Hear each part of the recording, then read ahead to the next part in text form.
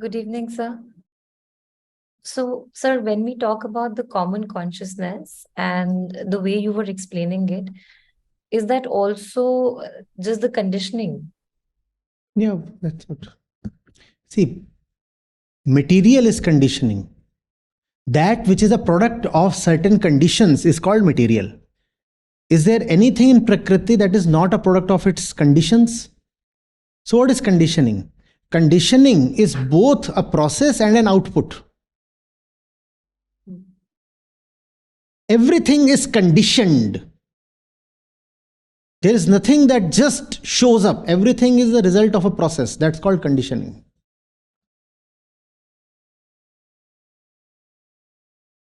So,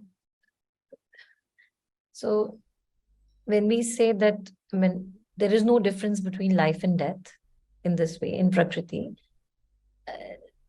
But can we still say that death is end of the reaction? Change in reaction, but that change is anyway always happening. You see, an iron piece experiences an attractive force towards a magnet, right? The iron is at a distance of 1 meter from the magnet, right?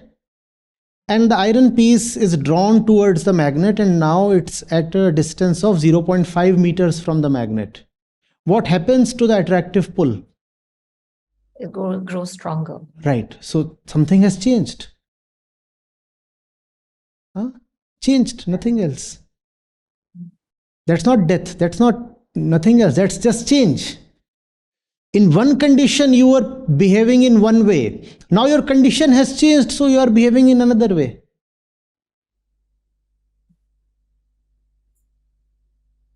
So if I were to put it very, very, very summarily, can we just say that we are like animals? And that's a lot of aggrandization.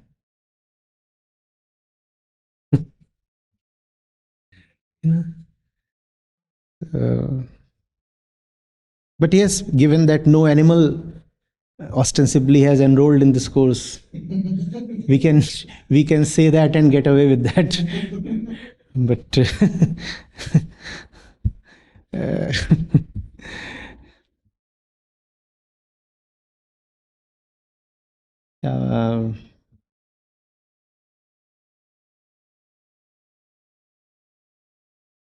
once if you see people as people,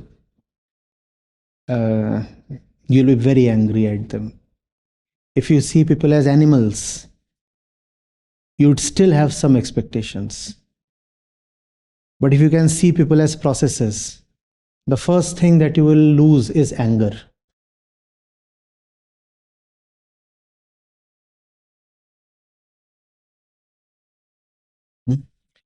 The fellow is not a fellow. The fellow is a process. How can you get angry at a process? The fellow is not a fellow. The fellow is a mass of chemicals. How can you get angry at hydrogen peroxide? You are calling that fellow by some name. Give me a name. Some fellow you get usually angry at. Tony. Tony. Tony is not a person. Tony is a perchloride. So are we all. Ahimsa is Ahimsa is not about not getting angry on people. Ahimsa is about seeing the pointlessness of anger. The fact is that the other fellow cannot help doing what he is doing because he is a process. The iron piece cannot help doing what it does. Just as you call animals not as he but as it, start calling people not as he but as it. And then you find that anger becomes untenable. There is no person. There is just iron and magnet and nitric acid and sand. How do you get angry at sand? There is no person. But that is possible only if you first of all start seeing that I am not a person. I remaining a person, I cannot call that one as a process. There is a process here, there is a process there. What is there to get angry about? He did what he could. Therefore, I have been insisting continuously that consciousness, real consciousness, is choice. In a process, there is no choice. The fellow in front of you, how much of choice does he have? If he has no choice, why get angry? And if he has choice, then the mark of having choice is that you will not choose wrongly. And then you will not get a reason to be angry at him. Had he really had choice, he would have chosen rightly. And had he chosen rightly, you would have found no reason to get mad at him. Right? So if you claim that he is choosing wrongly, actually he is not choosing at all. There is nothing called right choice and wrong choice. There is just called the presence, something called the presence, and something called the absence of choice. Presence of choice is the right choice. Absence of choice is the wrong choice. When you find somebody making a wrong choice, please know that the fellow was helpless and choiceless. There was no fellow, there was just a process. Therefore, there was a wrong choice. No process has the capacity to choose something beyond itself. You do not exist. How do I get angry at you? You do not exist. How do I get angry at you? You are a mass without a center. Who do I get angry at?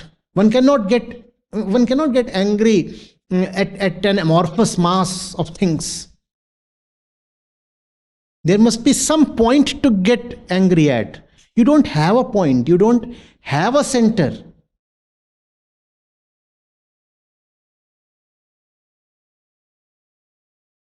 So what we call as the wrong center is actually no center. There is either a center or just looseness. There is nothing called the wrong center, really.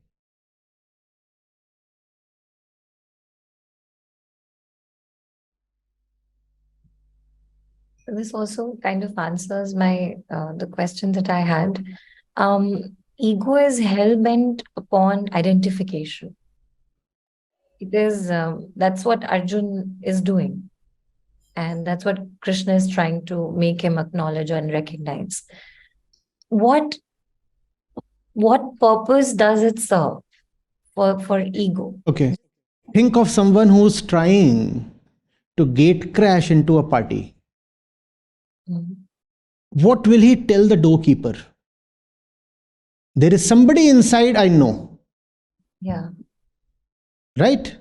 So if you are to enter a party uninvited, you must continuously assert that you know the people inside. You must continuously be seen hands in hands with someone. Otherwise, the bouncer will throw you out. Are you getting? Okay. There is a hotel. You don't really have a room there. You don't really have a room there. Huh? Still, you want to enter the hotel. What is it that you must continuously keep telling the hotel staff? I know one of the guests. One of the guests. And the fact is, you don't know any of the guests. So what do you keep changing? The names. The room number that you quote. And the names that you quote. Do the residents need to make up a story? No. But does the intruder need to make up a story? Yeah. Always. The ego is the intruder. So the ego always needs somebody's company to roam around. If the ego is found roaming around the resort campus, solo, all by itself, what will happen?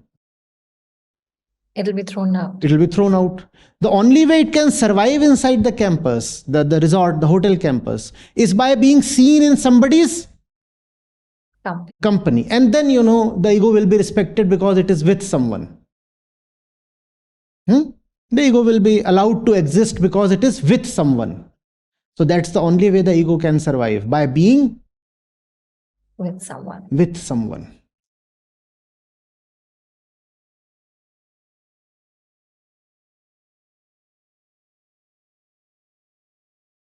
And the ego always says in its own justification that the residents need me, therefore I exist. The fact is, even without the intruder, the residents are completely adequate, at rest, satisfied, balanced, in harmony.